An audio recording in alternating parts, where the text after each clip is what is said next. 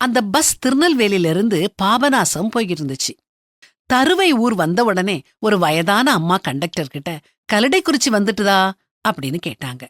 அதுக்கு ரொம்ப தூரம் இருக்குதுமா அப்படின்னு கண்டக்டர் சொன்னாரு. சேரன் மகாதேவி வந்துச்சு. பாட்டி மறுபடியும் கண்டக்டர் கிட்ட கல்லடைக்குறிச்சி வந்துட்டுதா அப்படின்னு கேட்க, அட இல்லம்மான்னு அவர் சலிச்சுக்கிட்டே சொன்னாரு.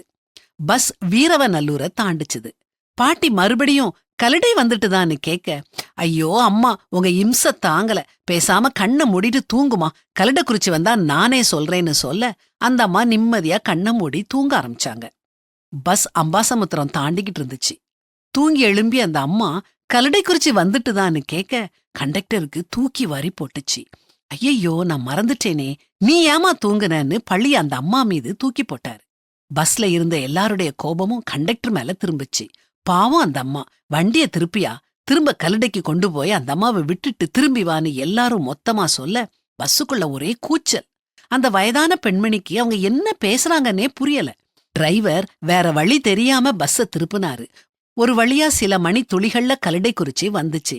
ஏமா இறங்குமான்னு கண்டக்டர் எரிச்சலோட சொல்ல மற்ற பயணிகள் முகத்துல வெற்றி புன்னகை.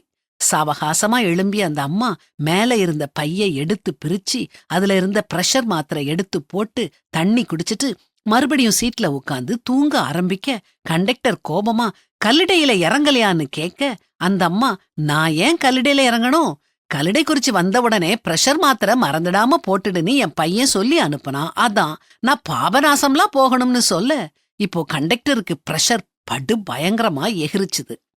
கண்டக்டர் முதல்லயே என்ன ஏதுன்னு பொறுமையா கேட்டிருந்தாருன்னா இந்த பிரச்சனையே வந்திருக்காது. ஆகையால் என் பிரியமான சகோதரரே, யாவரும் கேட்கிறதற்கு தீவிரமாயும் பேசுகிறதற்கு பொறுமையாயும் கோபிக்கிறதற்கு தாமதமாயும் இருக்க கடவர்கள் அப்படின்னு வேதாகமத்திலையும் வாசிக்கிறோமே.